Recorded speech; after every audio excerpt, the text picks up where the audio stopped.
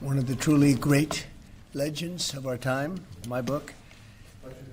Before we begin, I'd like to say a few words about the shooting at Fort Stewart in Georgia. As you know, 5 people were seriously wounded and 2 very, very seriously hurt around 11 o'clock this morning. The shooter is now in custody, and the Army Criminal Investigation Division is on site to ensure that the perpetrator of this atrocity, which is exactly what it is, will be prosecuted to the fullest extent of the law. The entire nation is praying for the victims and their families, and hopefully they'll fully recover, and we can put this chapter behind, but we're not going to forget what happened. We're going to take very good care of this person that did this, horrible person. This afternoon, we're pleased to welcome to the White House one of the great and most esteemed business leaders and geniuses and innovators anywhere in the world, Apple CEO Tim Cook. It's an amazing job. Thanks as well to Secretary of the Treasury Scott Bessent and Secretary of Commerce Howard Lutnick for being here, wherever you may be. Oh, there you are. Hello, fellas. I missed you. Today, Apple is announcing that it will invest $600 billion, that's with a B, in the United States over the next 4 years. That's $100 billion more than they were originally going to invest. And this is the largest investment Apple has ever made in America and anywhere else. And it's just an honor to have you. As you know, Apple's been an investor in other countries a little bit. I won't say which ones, but a couple. And they're coming home. $600 billion, it's the biggest there is. The company is also unveiling its ambitious new American manufacturing program, which will bring factories and assembly lines across our country all roaring to life. Areas that were not doing so well are doing very well. We have about $17 trillion coming into the United States, which is more than ever before. That's never even come close. There's never been anything like it. Even you, that's even a lot of money for you. But we have commitments of more than $17 trillion. That was as of a couple of weeks ago. These investments will directly create more than 20,000 brand new American jobs and many thousands more at the Apple suppliers like Corning, Broadcom, Texas Instruments, and Samsung, who all deal in that world. As part of this historic commitment, Apple will massively increase spending on its domestic supply chain for the iPhone and will build the largest and most sophisticated smart glass production line in the world in Harrodsburg, Kentucky, which is a great, actually, I did very well there. I like it because I see I did very well there. I did very well in Kentucky, but it's a great place. You're going to be very happy. I thought maybe while we're up, I'll interrupt my own speech by you might show them a little bit about the product that you're going to be doing in Kentucky, Tim. Absolutely. Do you mind if I step over Yes, here? please. This box was made in the U.S., in California. And this glass comes off the Corning line. It's engraved for President Trump. It's a unique unit of 1. It was designed by a U.S. Marine Corps corporal, a former one, that works at Apple now. That's good. He's done well. Designed it for you. And the base comes from Utah and is 24 karat gold. And it sits, I'll take the liberty of setting it up. Wow.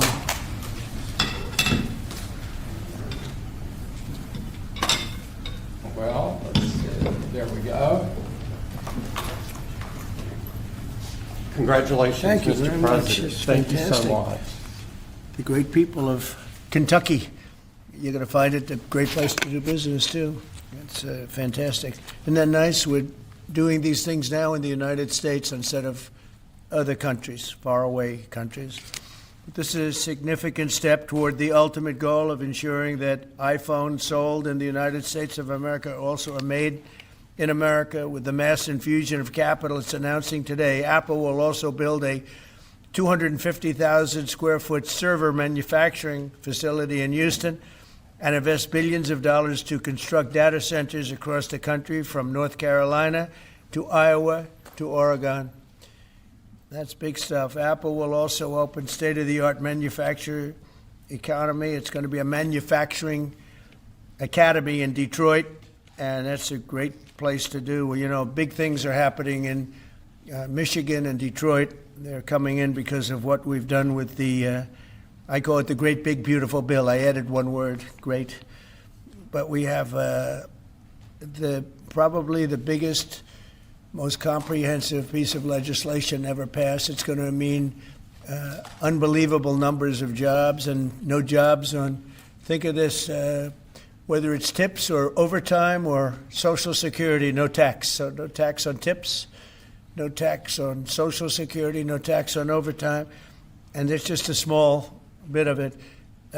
For Apple and others businesses, we're talking about the deductions and all of the things. And actually for people that go out and buy a car, first time it's ever been done, we talk about deductions for companies, but they're going to be able to deduct interest when they borrow money to buy a car if it's made in America. It has to be made in America. So it is amazing. And one of the reasons I think I can say that Apple's coming here is the legislation we just passed with this kind of investment. Apple will also open other facilities, rare earth magnets from Texas, and build, oh, I love that you're doing this. I love that. I love that. And build a brand new rare earth recycling line in Mountain Pass, California. I know that area. That's where they have a lot of truly rare earth. That's fantastic. I love that. And Apple will help develop and manufacture semiconductors and semiconductor equipment in Texas, Utah, Arizona, and New York. For years, Americans have watched as many of our leading tech giants built their factories overseas and exported American jobs abroad.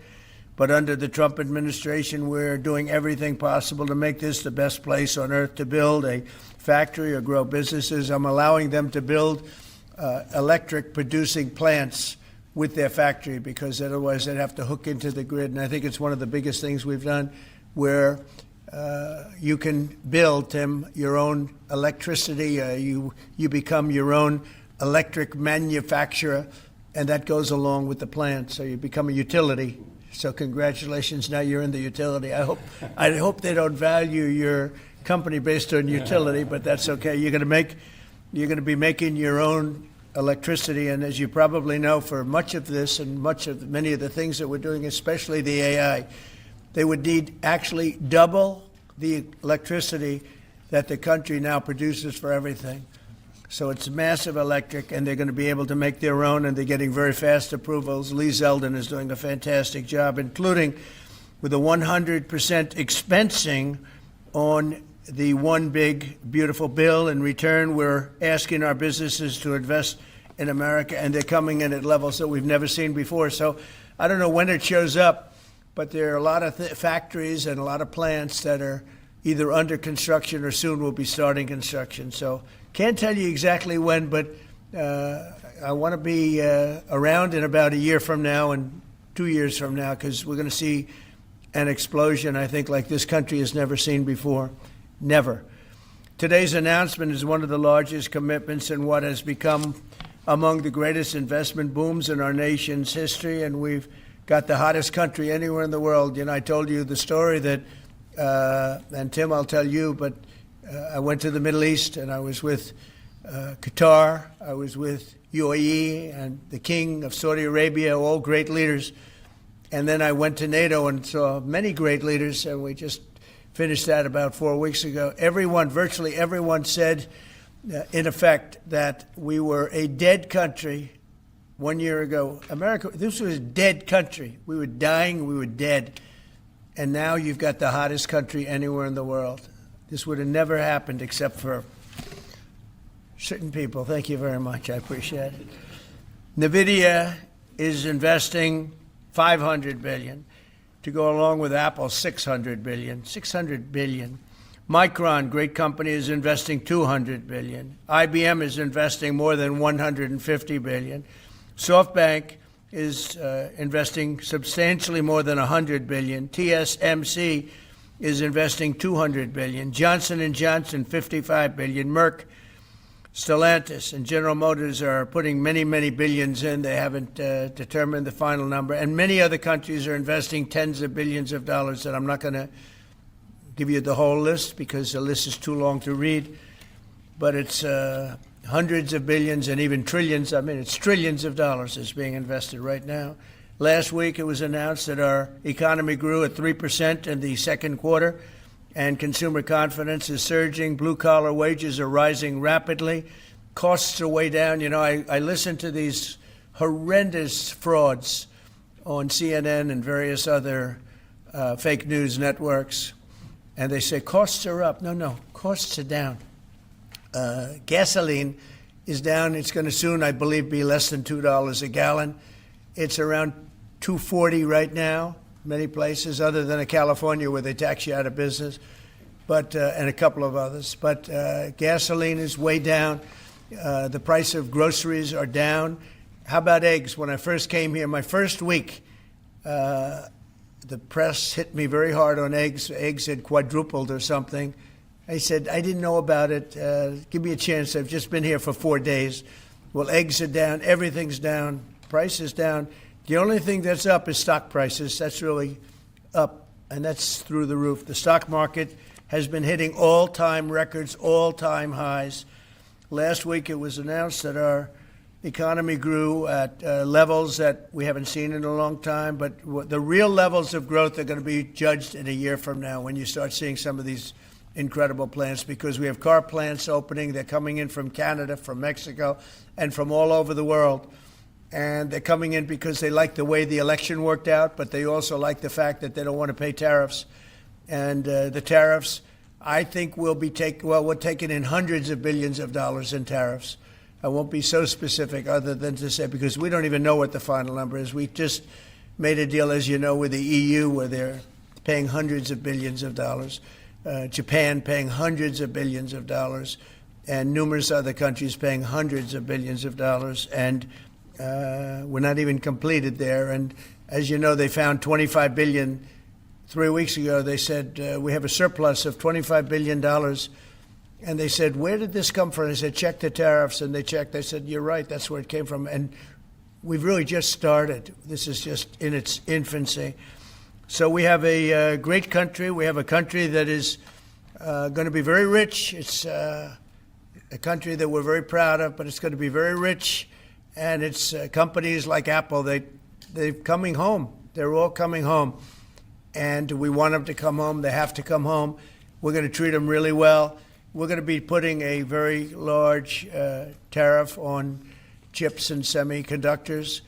But the good news for companies like Apple is if you're building in the United States or have committed to build, without question committed to build in the United States, there will be no charge. In other words, we're not going to be charging. So a lot of countries, a lot of companies are leaving various other places and they're coming to the United States. So in other words, we'll be putting a tariff on of approximately 100% on chips and semiconductors. But if you're building in the United States of America, there's no charge, even though you're building and you're not producing yet in terms of the big numbers of jobs and all of the things that you're building. If you're building, there will be no charge. So I just want everyone to know that. And I didn't even tell you that inside. We discussed the concept, but I didn't. So it's a big factor. So 100% tariff on all chips and semiconductors coming into the United States. But if you've made a commitment to build, or if you're in the process of building, as many are, there is no tariff. Okay? If for some reason you say you're building and you don't build, then we go back and we add it up, it accumulates, and we charge you at a later date. You have to pay, and that's a guarantee. So that's a big statement, and I think the chip companies are all coming back home. They're all coming back. You know, we started with Intel, and gradually Intel was just taken over the coals. They were taken to the cleaners, frankly, and moved to other places, in particular Taiwan. But I think a lot of those companies are coming back, and they're coming back very rapidly. So that's a big statement. 100% tariff. I want to thank you very much, Tim. Would you like to say a few words about your company, please? It's okay. Good afternoon, everyone. Mr. President, thank you very much for having me here today. you've been a great advocate for American innovation and manufacturing. I'm grateful for your leadership and your commitment. That's a commitment we share at Apple because American innovation is central to everything we do. Our products are designed here, we're hiring and growing here, and we support 450,000 jobs with thousands of suppliers and partners in all 50 states. Earlier this year, we made our largest ever spending commitment, $500 billion to the U.S. over the next 4 years. That's already yielding results. Earlier this year, we broke ground on a new factory in Houston to make advanced AI servers. And just last month, the very first test unit rolled off that factory's line, proudly made in America. President Trump shared some kind words about that work, but he also asked us to think about what more we could commit to doing. And Mr. President, we took that challenge very seriously. I'm glad to be here with you today, and I'm very proud to say that today we're committing an additional $100 billion to the United States, bringing our total U.S. investment to $600 billion over the next 4 years. As a part of this, we're launching Apple's American Manufacturing Program. It will spur even more production right here in America for critical components used in Apple products all around the world. And we're thrilled to announce that we've already signed new agreements with 10 companies across America to do just that. First, with today's announcements, I'm proud to say that Apple is leading the creation of an end-to-end silicon supply chain right here in America, from design to equipment to wafer production to fabrication to packaging. In Texas, we're working with manufacturers like Texas Instruments, Global Wafers America, and Applied Materials. We're working with Amcor in Arizona and Broadcom and Global Foundries in New York. Thanks to President Trump's vision, and with his help in his first term, we also led the way to bring TSMC to Arizona by committing to be their first and largest customer. Today, they're producing tens of millions of chips for Apple using one of the most advanced process technologies in America today. We're going to keep working with our suppliers to move even more of this incredibly advanced work to America. And this year alone, American manufacturers are on track to make 19 billion chips for Apple in 24 factories across 12 different states. Second, we're committed to buying American-made advanced rare earth magnets developed by MP Materials, which will become part of Apple's devices shipped around the world. MP is the only fully integrated rare earth producer in the United States, and with this partnership, they'll be significantly expanding their flagship facility in Fort Worth, Texas. We're also thrilled to work together on a cutting-edge rare earth recycling line in Mountain Pass, California. And third, in Kentucky, we've worked with our partners at Corning to build the world's largest and most advanced smartphone glass production line. And I'm pleased to announce that very soon, this is for the first time ever, every single new iPhone and every single new Apple Watch sold anywhere in the world will contain cover glass made in Kentucky. In addition to the American Manufacturing Program, we're also significantly growing our investments in AI, including expanding data center capacity in North Carolina, in Nevada, in Iowa, in Arizona, and Oregon. So we're going to keep making investments right here in America. We're going to keep hiring in America. And we're going to keep building technologies at the heart of our products right here in America. Because we're a proud American company, and we believe deeply in the promise of this great nation. Thank you all, and thank you, President Trump, for putting American innovation and American jobs front and center. Thank you, sir. Great honor. Thank you. Very much. Thank you. Appreciate it. What a job he's done. What a job. Incredible. I want to thank you very much, and thank you, JD, for helping along. Good job. Really good job. Any questions, please? Mr. President, Yes. You promised on the campaign trail to bring forth a manufacturing renaissance. You just mentioned $17 trillion in your first 7 months or so. Right. Can you talk about how an investment like this, all the other ones that you laid out, will positively impact the millions of Americans that trusted you with their vote? Thank you very much. It changes our country. I mean, our country is a very different country than it was 6 months ago. And people like Tim are coming. We had Micron in yesterday. We had all of the big, great companies that you read about, you don't know about, but you read about. Many of them were making products outside of our country. Foolishly, we lost them. If we had the right person sitting in that seat, that would have never happened 20 and 30 years ago. When you look at the chip business, it would have never left our shores. We had 100% of chips originally, and then we slowly got taken down to nothing.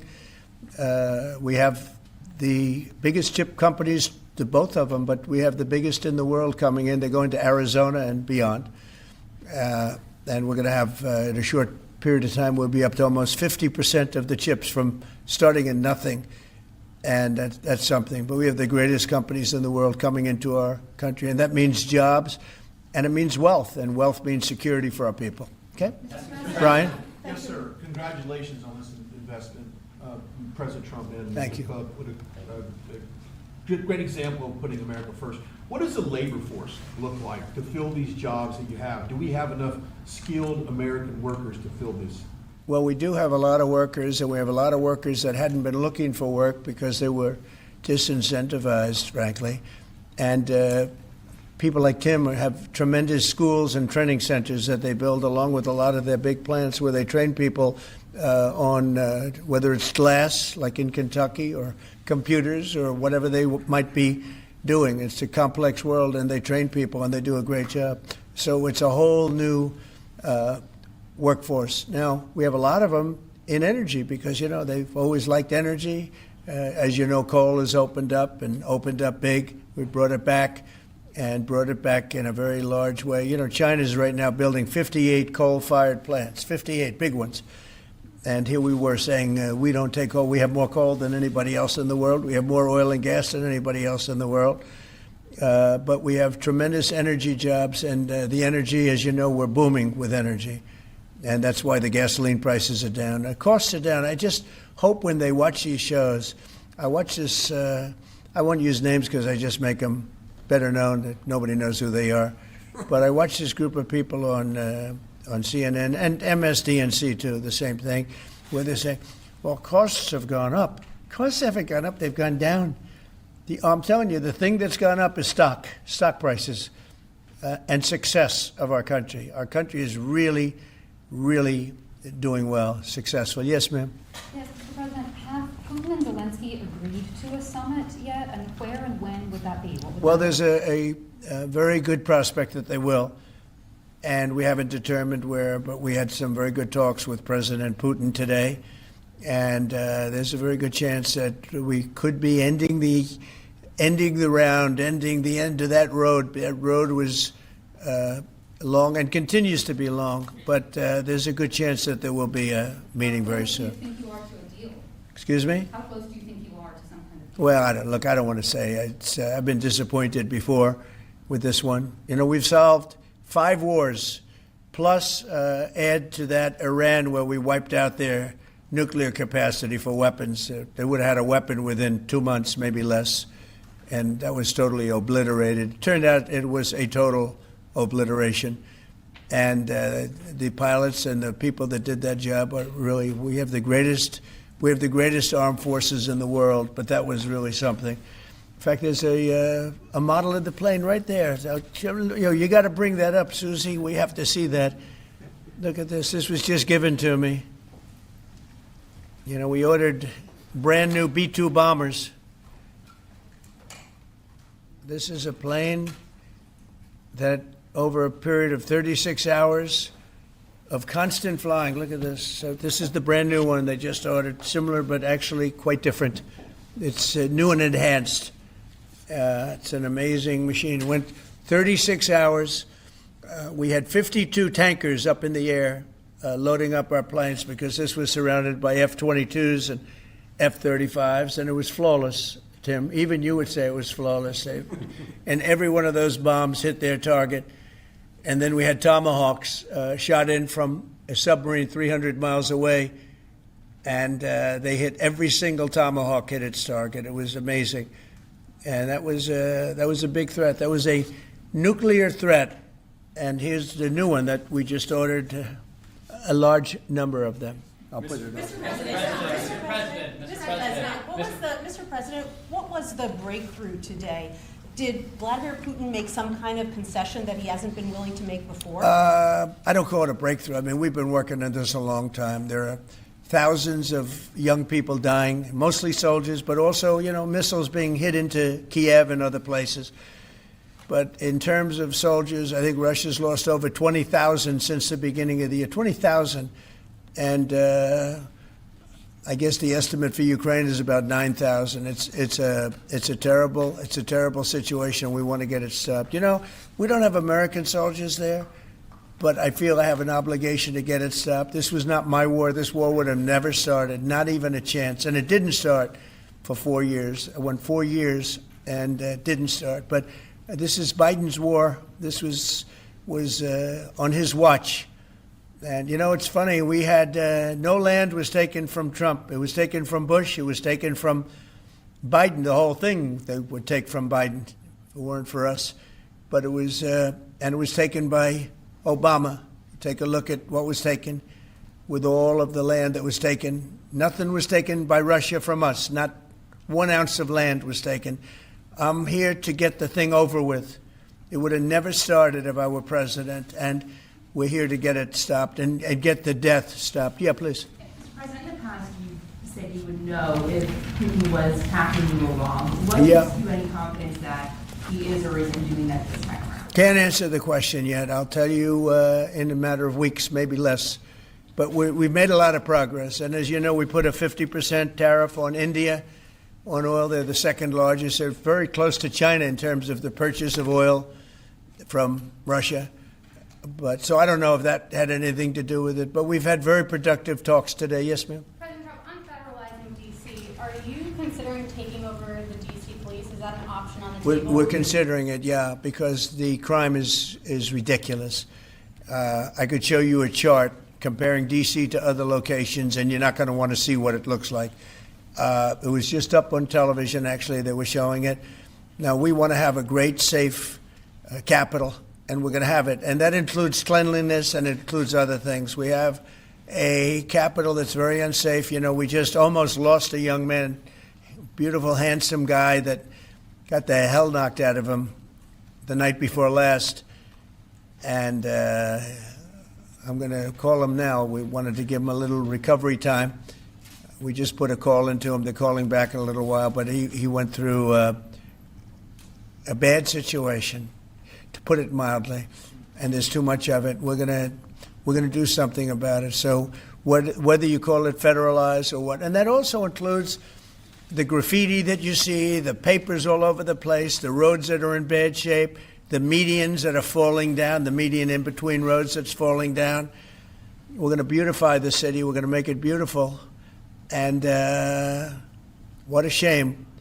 The rate of crime, the rate of muggings, killings, and everything else, we're not going to let it. And that includes bringing in the National Guard, maybe very quickly, too. And do you want Congress to look at overturning the D.C. Home Rule Act? We're going to look at that. In fact, the lawyers are already studying it. We have to run D.C. This has to be the best-run place in the country, not the worst-run place in the country.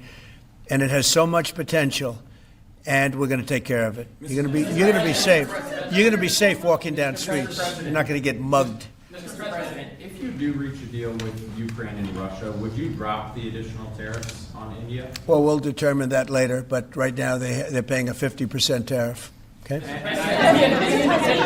Yeah, please. One for Mr. Cook as well. On the Yeah, other, please. if I may. Sure.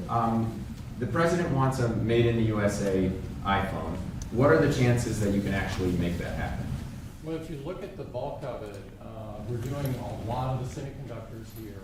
We're doing the glass here. We're doing the Face ID module here. And so there's a ton of it. And we're doing these for products sold elsewhere in the world. And so there's a lot of content in there from the United States. But what about the whole thing? We're very proud of it. Can you make the whole thing is here? just the final assembly that you're focused on. And that will be elsewhere for a while. He makes many of the components here, and we've been talking about it, and the whole thing is set up at other places, and it's been there for a long time. So in terms of cost and all, but I think we may incentivize him enough that one day he'll be bringing that. But he brings most of the stuff. Look, he's not making this kind of an investment anywhere in the world, not even close. He's coming back. I mean, Apple's coming back to America.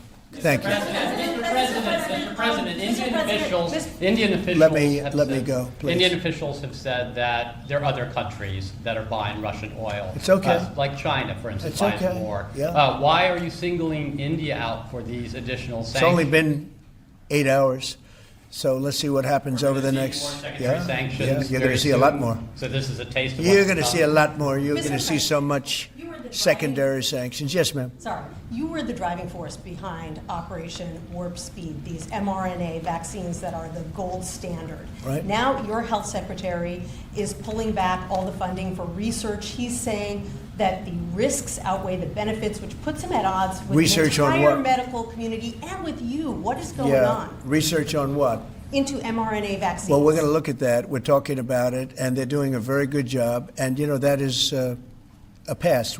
Operation Warp Speed was, whether you're Republican or Democrat, considered one of the most incredible things ever done in this country. The efficiency, the way it was done, the distribution, everything about it has been amazing. But, you know, that was now a long time ago, and we're on to other things. But we are speaking about it. We have meetings about it tomorrow at 12 o'clock, and we'll determine. We're looking for other answers to other problems, to other sicknesses and diseases, and I think we're doing really well. Yes, ma'am, please. Thank you, Mr. President. You said many times that you want to stop wars in the Middle East. Now, Prime Minister Netanyahu is contemplating reoccupying Gaza entirely. Is he defying you, sir, or are you giving him a green light? Well, we have stopped wars in the Middle East by stopping Iran from having a nuclear weapon, and they're you know, they can say they're going to start all over again, but that's a very dangerous thing for them to do, because we'll be back. As soon as they start, we'll be back. And I think they understand that. They're just words. But no, we've stopped a lot of wars in the Middle East. If you think about what we did with Iran, Iran was the perpetrator of hate, a very evil place, and I think it's going to be a lot different in the coming years. On the India penalties, do you have any similar plans to enact more tariffs on China as it relates Could to their happen. purchases? Could happen. Depends on how we do. Could happen. President, Brian? have you Yes, I've got an entertainment-based question for you. A few weeks ago, Stephen Colbert announced that he was leaving his show. Howard Stern announced that he and Sirius XM Radio are parting ways. Do you think the hate Trump business model that's been in the entertainment business is going out of business because it's not popular with the American people? Well, it hasn't worked, and it hasn't worked really for a long time, and I would say pretty much from the beginning. Colbert has no talent. I mean, I could take anybody here, I could go outside in the beautiful streets and pick up a couple of people that do just as well or better. They get higher ratings than he did. He's got no talent. Fallon has no talent. Kimmel has no talent. They're next. They're going to be going. I hear they're going to be going. I don't know, but I would imagine because they get, you know, Colbert has better ratings than Kimmel or Fallon. You know that. Howard Stern, it's a name I haven't heard. I used to do a show, we used to have fun, but I haven't heard that name in a long time. What happened? He got terminated? Yeah, they're going to separate ways because I think what they're offering salary-wise is real low than what he's getting. You know now. when he went down? Whenever you want. You know when he went down? No, before. When he endorsed Hillary Clinton, he lost his audience. People said, give me a break. He went down when he endorsed Hillary Clinton. Mr. President, Have you talked to Governor Have you started Cuomo? interviewing Fed candidates yet? Yeah, And we've are you started the considering- interviewing process. Scott and I and Howard, a lot of people, JD, we have some great candidates. It's probably down to 3. He doesn't want the job. He said, do you like this job better? Yes, sir. I mean, he was a candidate, but I don't think he'll take it. Are there I any don't. candidates I really from- don't think he'd take it. Are there Actually, any candidates from Wall Street Yeah, essentially, we're all from Wall Street, aren't we? You know, when you get right down to it, the term Wall Street. Yeah, please. Yep, you made your tax cuts permanent. You mentioned that the tariffs are bringing in a ton of external revenue. You've opened up markets, the EU, Japan, South Korea, many others, to American goods like we've never seen before. How much growth can we expect in the economy now that this model of yours is sort of beginning to really take off? Well, I think the growth is going to be unprecedented. I think we're going to have growth that's unbelievable. Now, remember, we're building and just starting to build a lot of these incredible plants. We talked about the electric facilities that we're building, the generating plants, electric generating plants. Are massive, and they're going to be great. And they're going to sell excess electricity into our grid. So we're going to be having much more electricity than we ever had. And those plants are going to be taken care of individually. I know Tim is building one in one of his big factories, but especially for AI because it needs so much electricity. So I appreciate the question very much. And I think the growth is going to be unprecedented. Did you have a phone call with Andrew Cuomo? Did you speak to Andrew Cuomo? I haven't. No, I haven't. Mr. President, have you been briefed on what Ghislaine Maxwell told Todd Blanche? No, I haven't. Have So you not. don't know whether it I don't came know. up in the I know Todd conversation is or a not? very respected person all over the country, all over the world legally, so I don't know. Mr. President. Yeah, please, go ahead. Will the new Fed governor be temporary? We're probably going to go with a temp and then a permanent, I think. Are the two So the temp is going to be named, I'd say, over the next 2-3 days, and then we're going to go permanent. Are the two Kevins the leading contenders for the permanent spot for the chair? Well, the two Kevins? The two Kevins are absolutely, yeah. They're both very good. Mr. President. The two Kevins, very good. Mr. President, is Vice President Vance hosting a gathering this evening to talk about how to respond to the Epstein situation? Is he working on what? Is he hosting some kind of gathering of top advisors this evening to talk about how to respond to the Epstein situation? I don't know. I could ask you that question. I don't know of it, but I think here's the man right here. I saw it reported today, and it's completely fake news. We're not meeting to talk about the Epstein situation, and I think the reporter who reported it needs to get better sources. Look, the whole thing is a hoax. It's put out by the Democrats because we've had the most successful 6 months in the history of our country, and that's just a way of trying to divert attention to something that's total bullshit. Okay? Yeah, please. A new Gallup poll says that Elon Musk is the most unpopular public figure in the country right now. I'm wondering, do you miss having him around the White House, or is that poll accurate? I don't know if the poll's accurate. I think he's a good person. I think he had a bad moment, really bad moment, but he's a good person. I believe that. President Trump, are you keeping that 10 to 12 day deadline? China facing potential secondary sanctions for Yeah. Russian oil. Then having that tariff or sanction rather or not hinges on what going forward? It may happen. I mean, I don't know. I can't tell you yet, but we did it with India. We're doing it probably with a couple of others. One of them could be China. Yes. Are you keeping that 10 to 12 day deadline that you had given Russia after today's talks? Yeah, we're pretty much getting close to it right now, but we're having very serious talks right now about getting out of Ukraine, getting it settled, getting it ended. Should have never started, would have never started. If I were president, it would have never started. I want to thank Tim Cook. He's a great, great man, a visionary, a businessman, just about every quality he can have other than athleticism. I don't know about that. I'm looking at him. I'm not 100% sure about you. You're a good athlete. I'll bet you're pretty good. I think he's good at everything, but I want to thank you very much, Tim. Thank you, sir. Congratulations. Thank you all very much. Thank you. Thank you, Chris.